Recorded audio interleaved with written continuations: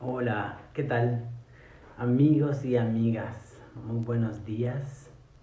Aquí estoy grabando este segundo video sobre lo que significa ser canal para mi vida. Y el análisis de hoy es bastante simple. Corresponde a un ítem, una idea, una palabra. Sin embargo, antes de entrar en el tema de hoy, voy a contar un poco de mi historia, que es parte de este análisis. Hay dos relatos que quiero hacer. El primero es de cuando yo tendría probablemente unos 5 años y me acuerdo haber comenzado a tener algún tipo de sensibilidades distintas a lo normal o algo de lo que no se hablaba en mi círculo familiar, ni de amigos, ni del colegio. Y sentía, por ejemplo, que cuando me hablaban, alguien me hablaba, sentía que su voz, en vez de viajar desde su cuerpo hacia mí, la escuchaba yo solamente dentro de mi cabeza. Y esto me producía como una pregunta, ¿no?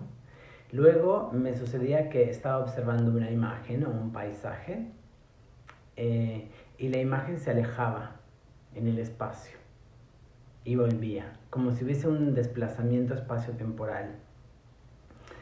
Eh, y algunas otras cosas que ahora no puedo recordar bien, pero entonces comencé a pensar y a preguntarme qué era lo que me estaba pasando, por qué era que yo tenía estas sensaciones sensoriales. Otra cosa que me pasaba también era escuchar el viento soplar y de repente dentro de mi oído se formaba una musicalidad específica, como si fuese algo que estaba sucediendo también al mismo tiempo dentro de mí.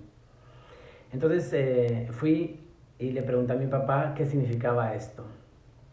Y mi papá, como también había tenido en su juventud y adolescencia experiencias de sensibilidad, me dijo que era algo natural, que no me preocupase y que iba de alguna forma a transformarse. Y esto me ayudó a poder encarar y a poder aceptar muchas experiencias de sensibilidad sensorial a nivel de mi sistema nervioso central, a nivel de mis sentidos, que los viví con cierta naturalidad, digamos, ¿no? Y el segundo relato que quiero hacer es, esto probablemente no tiene un lapso temporal tan específico, fue durante muchos años, desde muy chiquito. Me pasaba a sentarme en el borde de la cama y mirar la pared y quedarme ahí como colgado, sin ninguna idea, como teniendo ese tipo de ensoñaciones, ¿no? Como le llaman soñar despierto. Y esto me pasó mucho en la infancia y en la adolescencia, y claro, con sus consecuencias menos brillantes, porque en el colegio no atender, ¿no? Estar mirando la ventana o la pared y quedarme en esta ensoñación hacía que no pueda seguir la materia. Con lo cual para mí era a lo largo de muchos años un sufrimiento este tipo de percepción o este estado alterado de conciencia, porque no podía seguir la secuencia lógica de la realidad como normalmente se exigía, ¿no? Por lo menos en el colegio me acuerdo haber tenido algunas veces que completarme la materia porque había estado durante no sé cuánto tiempo en otro lado perdido, ¿no? Esto que estoy contando tiene que ver con experiencias de mi sensibilidad que ya me daban informaciones a muy temprana edad de que había algo sobre mi percepción, mi relación sensible, mi relación con mis sentidos, mi relación propioceptiva, se llama mi relación como con el medio y mi lectura de la realidad, que ya no era lo común, no era tan normal, digamos así.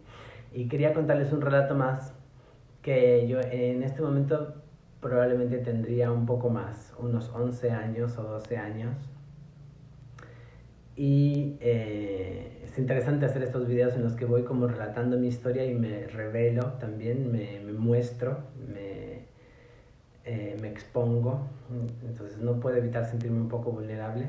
Pero bueno, tenía 11 años y de alguna forma que no consigo recordar bien, alguien en el colegio trajo un objeto y yo lo agarré el objeto y sentí algo de que ese objeto delataba, alguna información que traía, y se la dije a la persona. Entonces no sé muy bien cómo fue la secuencia, pero a los 2 o 3 días había una fila en el recreo de compañeritos y compañeritas, inclusive de otros cursos, con un objeto para que yo toque el objeto y le diga algo a la persona. Y yo creo que esta aventura duró como mucho 1 o 2 días y ya hubo un momento al segundo día que yo dije, no, esto no es lo que yo quiero para mí porque me asusté y se acabó la feria, el circo, ¿no? Se acabó esta dinámica. Solo que me llama la atención después de todos estos años como de repente ya había en mí una sensibilidad que se estaba manifestando, que generaba una realidad, ¿no? Que generaba algo. En este caso, a los 11 años ya un público que quería saber sobre esta sensibilidad asociada a la lectura de la energía que tenían los objetos. Y entonces traigo estas historias, les estoy contando esto sobre mí, porque hay un concepto que quiero traer asociado. Y este concepto es el de mantenimiento, ¿sí? Por lo general en nuestras sociedades y para las personas de mi edad, gente que ha nacido y ha crecido gran parte de su vida cuando todavía no había las redes sociales ni la información tan prolífica, tan abundante que hay hoy en día sobre la energía, se daba por sentado de que personas sensibles tenían que aguantarse la sensibilidad o tenían que padecerla. Esto es un poco peor todavía. Entonces, ¿qué significaba? Que mi sensibilidad era algo que no tenía ningún lugar de encaje, que no había ningún espacio donde yo pudiese mediar estas experiencias o darles un sentido más profundo porque eran únicas y raras, o si había otras personas que las estaban teniendo, no había un espacio en el que se pudiera socializar, entonces eran experiencias aisladas y íntimas. Y entonces esta creencia de que yo tenía que padecer mi sensibilidad hizo que durante muchos años yo no generase herramientas que me ayudasen a acompañar esta sensibilidad en mi vida. Y entonces con el natural padecimiento de tener visiones o sensaciones o inclusive encuentros a lo largo de toda la vida que era como, esto no sé qué es, esto no lo entiendo, lo corto, ¿no? Y le pasa a mucha gente, porque me lo han dicho, lo sé, y le sigue pasando hoy en día, gente que tiene la sensibilidad, pero la padece. De alguna forma está esta creencia tácita de eres sensible, tienes algún tipo de don, hay algo en ti que te ayuda a tener información del externo o a canalizar informaciones, pero no hay nada que puedas hacer con esto y tienes que padecer lo que viene con ello. Y lo que viene con ello muchas veces es tensión excesiva, como este tipo de lectura como un rastrillo, ¿no? Como arrasa con toda la información y la incluye, ¿no? A veces gente muy sensible en espacios públicos, muchas veces relatos de gente que no tiene capacidad de ir a un shopping, ¿no? O inclusive de un banco, lugares donde hay un tipo de energía bastante terrena y densa también, que para personas muy sensibles se vuelve un padecimiento muy grande. Entonces, esta es la palabra, mantenimiento, ¿sí? Y la pregunta que viene con esta palabra y con este relato es, ¿qué dinámicas de mantenimiento de nuestra energía, de mantenimiento de nuestra capacidad sensible de lectura de la realidad? Y este mantenimiento puede tener muchas formas, ¿sí? Puede ser ejercicios físicos que ayuden a bajar la cantidad de estrés acumulado en el cuerpo o en la columna vertebral. Puede ser tener alguna práctica meditativa desde lo más sencilla de 10 minutos hasta más sofisticada de 1 hora diariamente para ayudar a que mi sistema se regule y descanse. Tener atención a la alimentación, beber líquido, o sea, nutrirme de actividades que ayuden a que yo pueda tener un acompañamiento coherente y lógico de esta mi sensibilidad en el mundo.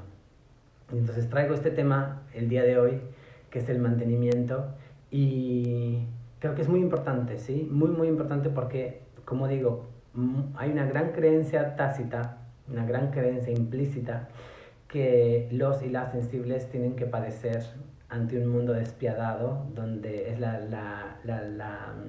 ley del más fuerte.